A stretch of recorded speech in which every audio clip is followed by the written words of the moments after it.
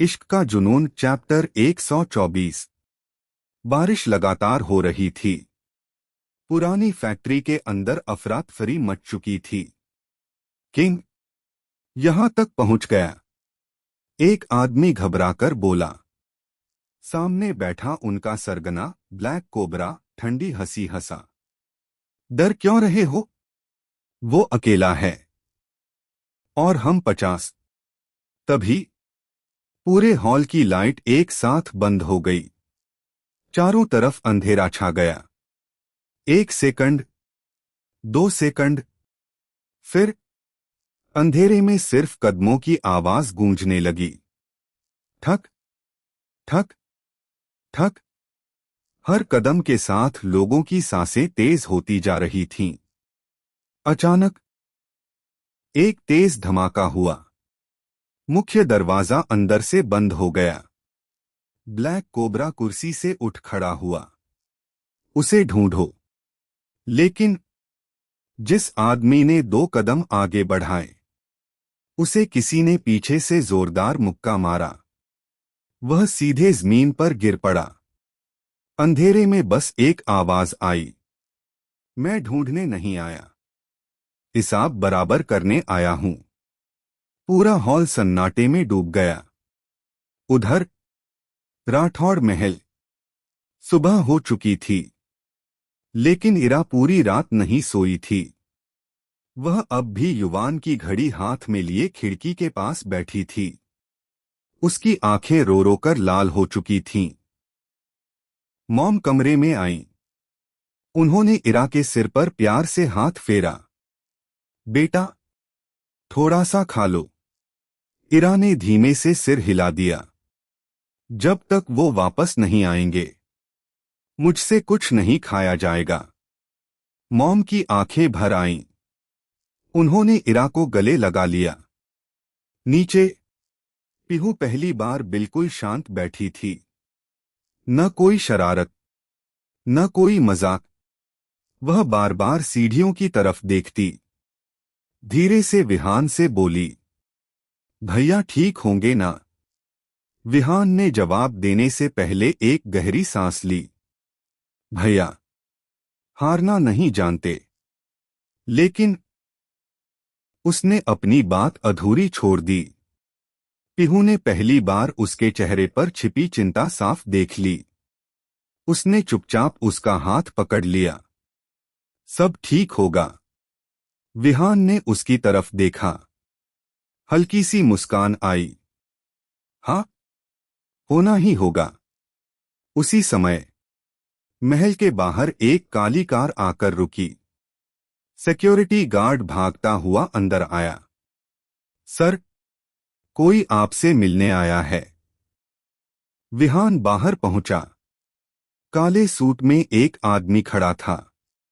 उसने बिना कुछ कहे विहान के हाथ में एक सीलबंद काला लिफाफा रखा। किंग के आदेश हैं, इसे सिर्फ आप पढ़ेंगे। इतना कहकर वह वापस कार में बैठा और कुछ ही सेकंड में गायब हो गया। विहान ने लिफाफे को कसकर पकड़ लिया। उसकी धड़कन तेज हो गई। उसने धीरे धीरे उसे खोला। अंदर सिर्फ एक पर्ची थी। उस पर एक ही पंक्ति लिखी थी, जब तक मैं वापस न आऊं, इरा को किसी भी कीमत पर अकेला मत छोड़ना। विहान ने वह पर्ची पढ़ी और उसकी आंखों में पहली बार बेचैनी साफ दिखाई देने लगी।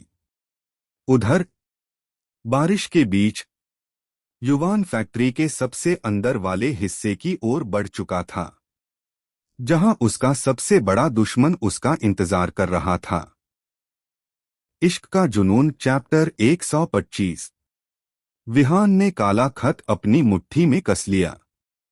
उसने गहरी सांस ली, फिर चुपचाप उसे जेब में रख लिया। उसी समय पीहू उसके पास आ गई। क्या हुआ? किसका खत था? विहान ने सामान्य बनने की कोशिश की। ऑफिस के कुछ जरूरी पेपर थे। पीहू ने उसकी आंखों में देखा। आप झूठ बोल रहे हो। विहान एक पल के लिए चुप रह गया। लेकिन अगले ही पल बोला, अभी नहीं, समय आने पर सब बता दूंगा। ऊपर इरा अब भी युवान के कमरे में बैठी थी। उसकी नजर दरवाजे पर ही टिकी थी। तभी पीहू धीरे धीरे कमरे में आई। उसके हाथ में खाने की ट्रे थी।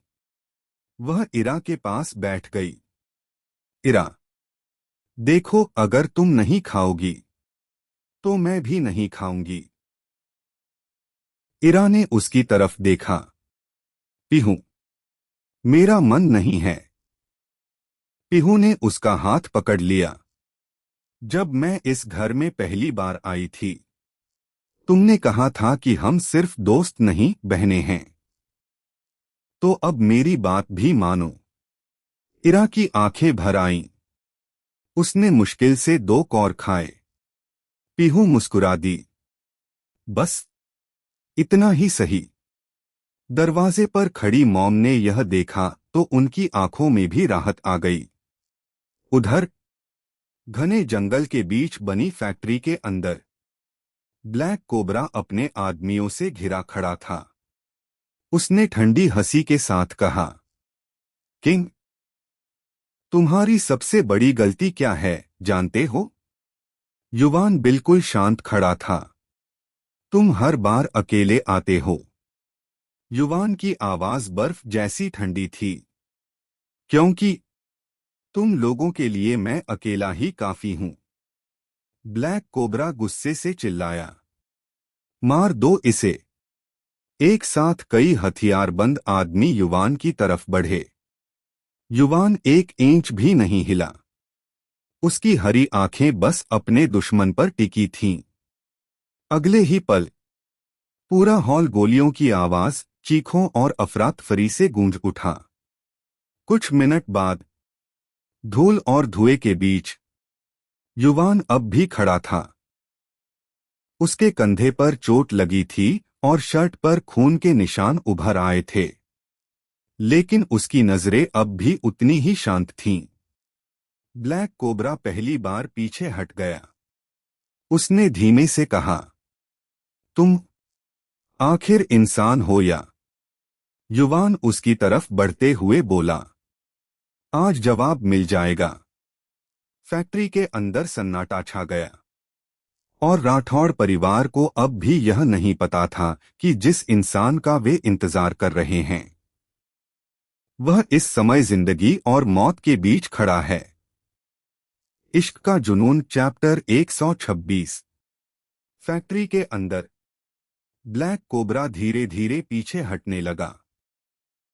उसने जेब से एक रिमोट निकाला। चेहरे पर खतरनाक मुस्कान थी। किंग, अगर मैं हारूंगा तो तू भी जिंदा नहीं बचेगा। उसने रिमोट हवा में दिखाया।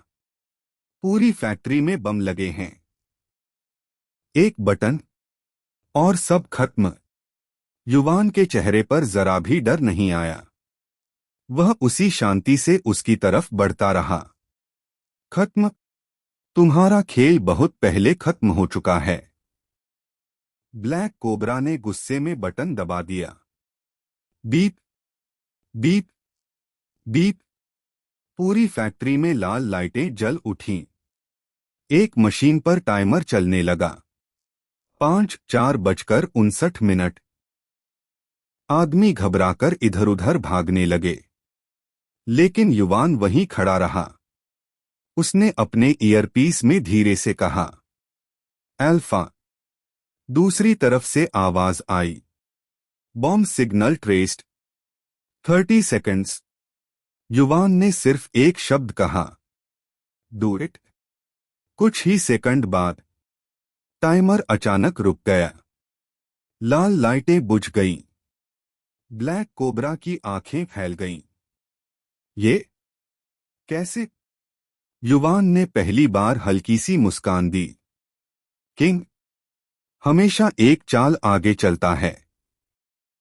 ब्लैक कोबरा भागने के लिए मुड़ा, लेकिन युवान ने उसका रास्ता रोक लिया। मेरे परिवार पर नजर डालने की गलती तुम्हारी आखिरी गलती थी। ब्लैक कोबरा की हिम्मत जवाब दे चुकी थी। उसी समय राठौड़ महल। इरा बालकनी में खड़ी आसमान देख रही थी। 3 दिन हो चुके थे। न कोई कॉल, न कोई खबर। वह धीरे से बुदबुदाई, बस एक बार वापस आ जाइए। उसकी आंखों से आंसू फिर बह निकले। नीचे हॉल में मॉम हाथ जोड़कर भगवान से प्रार्थना कर रही थीं। डैड चुपचाप खिड़की के पास खड़े थे। घर की हंसी जैसे कहीं खो गई थी। पीहू भी आज बिल्कुल शांत थी। वह पहली बार बिना कुछ बोले इरा के लिए चाय लेकर आई। इरा, थोड़ी सी पी लो। इरा ने मजबूरी में कप हाथ में ले लिया। पीहू ने उसका हाथ दबाया। भैया जरूर आएंगे। उसी पल महल के मुख्य गेट पर अचानक कई काली एसयूवी आकर रुकीं। सिक्योरिटी गार्ड घबराकर दौड़े। हॉल में बैठे विहान ने गाड़ियों की आवाज सुनी। वह तुरंत बाहर की ओर भागा। डैड, मॉम, पीहू और इरा भी उसके पीछे दौड़ पड़े। पहली गाड़ी का दरवाजा धीरे धीरे खुला और अंदर से एक काले कपड़ों में लिपटा शख्स नीचे उतरा। उसके कंधे पर गहरी चोट थी।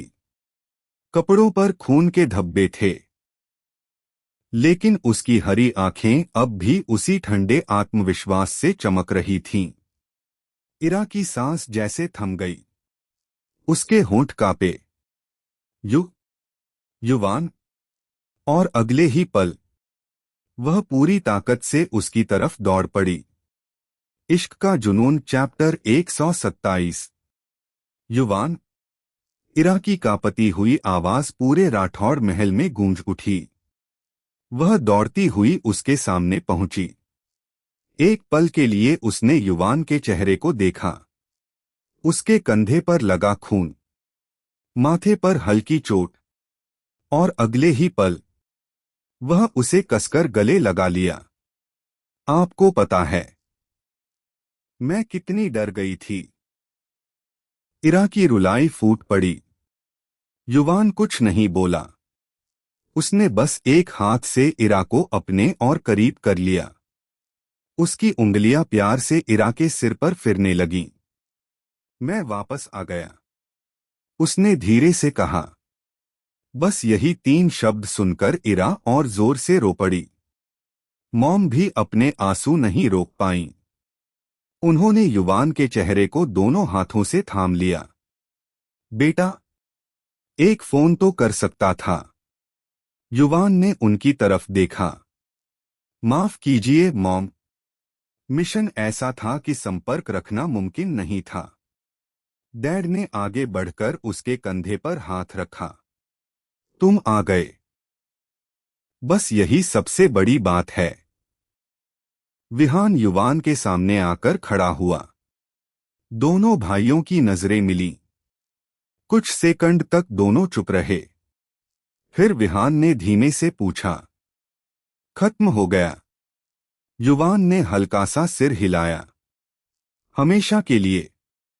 विहान ने राहत की सांस ली। गुड, बस इतना ही। लेकिन दोनों भाई एक दूसरे की बात बिना ज्यादा शब्दों के समझ चुके थे। तभी पीहू आगे आई।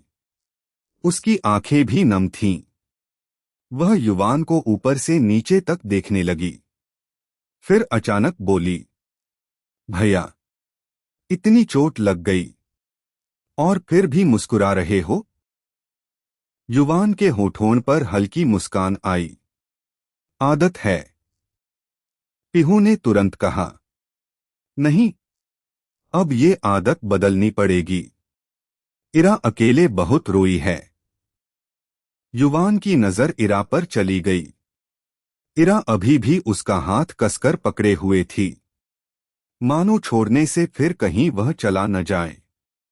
मॉम ने कहा, बहुत बातें हो गईं, पहले डॉक्टर को बुलाओ। विहान ने तुरंत अपने फैमिली डॉक्टर को फोन कर दिया। कुछ देर बाद डॉक्टर ने युवान की चोटें देखीं। घाव गहरा है, लेकिन खतरे की बात नहीं है। पट्टी करने के बाद डॉक्टर ने सख्त लहजे में कहा, कम से कम 1 हफ्ते पूरा आराम। युवान ने कुछ कहना चाहा, लेकिन इस बार इरा ने बीच में ही बोल दिया, नहीं, 1 हफ्ते नहीं। जितने दिन डॉक्टर कहेंगे उतने दिन आराम करेंगे। पूरा परिवार उसकी तरफ देखने लगा, युवान भी। इरा की आंखों में आंसू अब भी थे, लेकिन इस बार उनमें डर के साथ थोड़ा सा गुस्सा भी था। युवान ने पहली बार बिना कोई बहस किए धीरे से सिर हिला दिया। ठीक है। पीहू ने तुरंत ताली बजा दी। वाह, आखिर कोई तो है जिसकी बात भैया मानते हैं। हॉल में कई दिनों बाद हल्की सी हंसी गूंज उठी। युवान ने इरा की तरफ देखा। इरा ने उसका हाथ फिर से अपने हाथ में ले लिया। अब उसके चेहरे पर सिर्फ एक ही सुकून था, उसका युवान वापस आ चुका था। इश्क का जुनून चैप्टर 128। समय धीरे धीरे बीतने लगा। 1 दिन, 2 दिन, फिर 4 दिन। इन 4 दिनों में युवान एक बार भी ऑफिस नहीं गया। डॉक्टर की हिदायत के अनुसार वह पूरी तरह आराम कर रहा था, लेकिन उससे भी ज्यादा उसका ध्यान कोई रख रहा था। इरा। सुबह उसकी दवा समय पर देना, पट्टी बदलना, नाश्ता बनाकर अपने हाथों से खिलाना, समय पर जूस देना, रात को बिना उसकी दवा दिए खुद भी न सोना। 4 दिनों से इरा की पूरी दुनिया बस युवान के इर्द गिर्द घूम रही थी। उस सुबह युवान बालकनी में बैठा कॉफी पी रहा था। उसके कंधे की पट्टी बदलने का समय हो गया था। इरा फर्स्ट एड बॉक्स लेकर आई। वह उसके सामने घुटनों के बल बैठ गई। बहुत सावधानी से पुरानी पट्टी खोली। घाव पहले से काफी भर चुका था। फिर भी उसे देखकर इरा की आंखें भर आईं। उसने बहुत धीरे से मरहम लगाया। दर्द हो रहा है। युवान ने उसकी तरफ देखा। इतना नहीं। इरा ने हल्की सी नाराजगी से कहा, झूठ मत बोलिए, इतना बड़ा घाव है, दर्द तो होता होगा। युवान ने उसके आंसू पोंछ दिए। घाव से ज्यादा तुम्हें रोते हुए देखकर तकलीफ हुई थी। इरा की पलकों पर फिर नमी उतर आई। तो फिर आगे से बिना बताए मत जाइए। कुछ पल की खामोशी रही। फिर युवान ने पहली बार उसका हाथ अपने दोनों हाथों में लेकर कहा, मैं वादा नहीं कर सकता, क्योंकि मेरा काम ऐसा है, लेकिन जहां तक होगा तुम्हें यूं तड़पने नहीं दूंगा। इरा ने चुपचाप सिर हिला दिया। वह जानती थी, युवान झूठा वादा कभी नहीं करता। उधर नीचे पीहू डायरी लेकर बैठी थी। विहान ने पूछा, अब क्या लिख रही हो? पीहू बोली, इरा ने 4 दिन में भैया को 14 बार जूस, 16 बार दवा और पता नहीं कितनी बार डांटा है। विहान हंस पड़ा। ये हिसाब किस लिए? पीहू मुस्कुराई, ताकि बाद में भैया को पता चले उनकी पत्नी ने कितनी मेहनत की है। दोनों हंस पड़े। शाम को मॉम कमरे में आईं। उन्होंने युवान को पहले से बेहतर देखा तो मुस्कुरा दी। अब तो रंग भी वापस आ गया है। फिर इरा की तरफ देखकर बोली, बेटा, तुमने सच में इसका बहुत ध्यान रखा। इरा मुस्कुराई, ये मेरा फाराजा भी है और मेरी खुशी भी। युवान की नजरें बस इरा पर टिकी रहीं। उसने मन ही मन सोचा, शायद दुनिया की सबसे बड़ी ताकत बंदूक नहीं, किसी अपने का साथ होता है।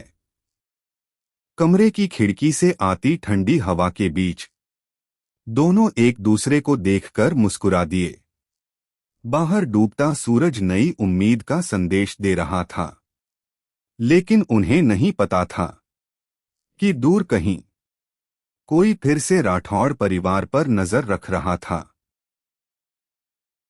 राइटिंग इश्क का जुनून चैप्टर 129। 4-5 दिन बीत चुके थे। अब युवान पहले से काफी बेहतर था। डॉक्टर ने भी कहा था कि अब वह धीरे धीरे सामान्य दिनचर्या शुरू कर सकता है, बस ज्यादा थकान से बचना होगा। शाम का समय था। पूरे परिवार के साथ चाय पी जा रही थी। तभी पीहू ने अचानक विहान का हाथ पकड़ लिया। सुनिए। विहान ने उसकी तरफ देखा। हम्म, मुझे गोलगप्पे खाने हैं। विहान मुस्कुराया। अभी? हाँ, अभी। बहुत मन कर रहा है। विहान ने घड़ी देखी।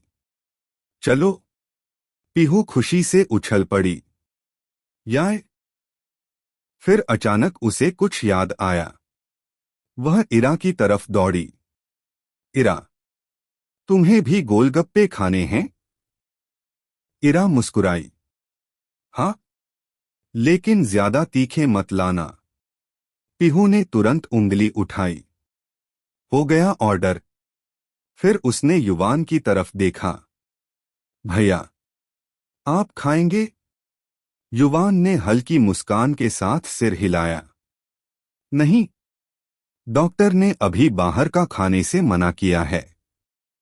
पीहू ने होंठ फुला लिए। ठीक है, तो मैं सिर्फ इरा के लिए लेकर आऊंगी। युवान ने मुस्कुराकर कहा। और अपना भी ध्यान रखना। जी भैया। कुछ देर बाद विहान और पीहू कार से बाजार पहुंच गए। गोलगप्पे वाले ठेले के सामने पहुंचते ही पीहू की आंखें चमक उठीं। भैया, यहीं रुकिए। वह लगभग दौड़ते हुए ठेले तक पहुंची। भैया, पहले 10 गोलगप्पे। विहान हंस पड़ा। पहले 10? पीहू बोली। ये तो शुरुआत है। गोलगप्पे वाला भी हंसने लगा। कुछ देर बाद पीहू मजे से गोलगप्पे खा रही थी। एक खाते ही बोली, वाह, ये तो कमाल के हैं। विहान उसे देखकर मुस्कुरा रहा था। उसे पीहू की छोटी छोटी खुशियां देखना अच्छा लगता था। कुछ देर बाद पीहू बोली, भैया, इरा के लिए पैक भी कर दीजिए। और पानी अलग रखना। उन्हें ज्यादा तीखा पसंद नहीं। विहान ने मुस्कुराकर दुकानदार से कहा। एक पैकेट बिना ज्यादा तीखे वाला भी बना दीजिए। घर लौटते समय पीहू ने पैकेट को दोनों हाथों से ऐसे पकड़ा हुआ था जैसे कोई खजाना हो। महल पहुंचते ही वह सबसे पहले ऊपर भागी। इरा, देखो मैं क्या लाई हूं। उधर ईरा युवान के गॉड में बैठी थी और युवान उसके ब्रियास्ट को सहला रहा था। वह आगे बीडीएने चाहता था एप्र ईरा यूस फले ही कह दिया था, आपकी तबीयत शी नहीं है, अभी नहीं। टीबीए चाय भर से पीहू की आवाज आई। टू। इरा हंसते हुए कमरे से बाहर आई। इतनी जल्दी भी क्या थी? पीहू ने पैकेट आगे कर दिया। ये तुम्हारे लिए। मैंने खुद खड़े होकर बनवाए हैं। इरा की आंखों में अपनापन उतर आया। उसने प्यार से पीहू के गाल पर हाथ फेरा। धन्यवाद। पीहू मुस्कुराई। अब जल्दी खाओ, वरना नरम हो जाएंगे। वह एंड चली जाती है और युवान की TRF। इरा ने एक गोलगप्पा उठाकर उसकी तरफ बढ़ाया। डॉक्टर ने मना किया है। लेकिन सिर्फ एक। युवान ने गोलगप्पे को देखा, फिर इरा की उम्मीद भरी आंखों को। वह हल्का सा मुस्कुराया। सिर्फ आधा। इरा खिलखिलाकर हंस पड़ी। ठीक है। आधा मेरा, आधा आपका। कमरे में फिर से हंसी गूंज उठी। राठौड़ महल में कई दिनों बाद डर और चिंता की जगह फिर से प्यार, अपनापन और मुस्कुराहट लौट आई थी। चैप्टर 130। सुबह की हल्की धूप कमरे में फैल रही थी। युवान अब पूरी तरह ठीक हो चुका था। वह मुस्कुराते हुए बोला, आखिरकार डॉक्टर ने भी छुट्टी दे दी। इरा अलमारी से उसके कपड़े निकाल रही थी। लेकिन इसका मतलब ये नहीं कि आप फिर से खुद को थका देंगे। युवान ने हंसकर कहा, जी मैडम। इतना कहकर वह वॉशरूम की ओर बढ़ गया। कुछ मिनट बाद अंदर से उसकी आवाज आई, इरा। इरा दरवाजे के बाहर आकर बोली, क्या हुआ? मेरा तौलिया बाहर रह गया है। इरा ने माथे पर हाथ मारा। आप भी ना। उसने तौलिया उठाया और दरवाजे के पास जाकर बोली, लीजिए। एफआईआर। युवान ने दरवाजा खोला और तौलिए के साथ ईरा को भी खींच लिया। And FIR. दोनों शॉवर के नीश। ईरा ने खा, आप खा कर रहे हैं, ये उसने खा भूत मन है अब और नहीं रुक एसकेटीए। उसने ईरा के केपीडी निकले और यूज किस करते हुए फॉर प्ले करने लगा। ईरा की आहें गुजने लगी और युवान ने अपना मेन पार्ट हाथ में लिया। ईरा वहां देखने लगी। एफआईआर नजर दूसरी तरफ कर ली। युवान ने उसके चेहरे को देखते हुए कहा, क्या हुआ, तुम्हें पसंद नहीं है? वो ईरा ने तुरंत नहीं नहीं ऐसी कोई बात नहीं है। और एसआरएन से लाल हो जाती है। युवान उसे और छोड़ते हुए खताटू। एफआईआर। ईरा कुछ नहीं कहती और युवान उसे उठा के भी दीवार से लगा के उसके हाथों को अपने गले में लपेट देता है। और इंटीमेट होन एलजीटीए है। ईरा ने खाड़ी आरडी होरा है। युवान एचएल कैसा होगा ही ठीक हो जाएगा। ईरा ने एफआईआर थक कर उसके कंधे पीआर सर आर के एच लिया और युवान यूज टी शर्ट और लोअर बनाई जिसमें वो भूत क्यूट लग रही थी। एफआईआर वाह उसके गालों पे किस किया और एफआईआर। ईरा भी युवान को ऑफिस के लिए तैयार करने लगी, उसको शर्ट पहनाने लगी। अब ठीक है, युवान ने उसकी तरफ देखकर कहा। मेरी सबसे अच्छी आदत पता है क्या है? इरा ने पूछा। क्या? हर सुबह तुमसे तैयार होना। इरा शर्मा कर मुस्कुरा दी। तभी नीचे से पीहू की जोरदार आवाज आई, इरा भैया, नाश्ता ठंडा हो रहा है। दोनों एक दूसरे को देखकर हंस पड़े और साथ में नीचे चले गए।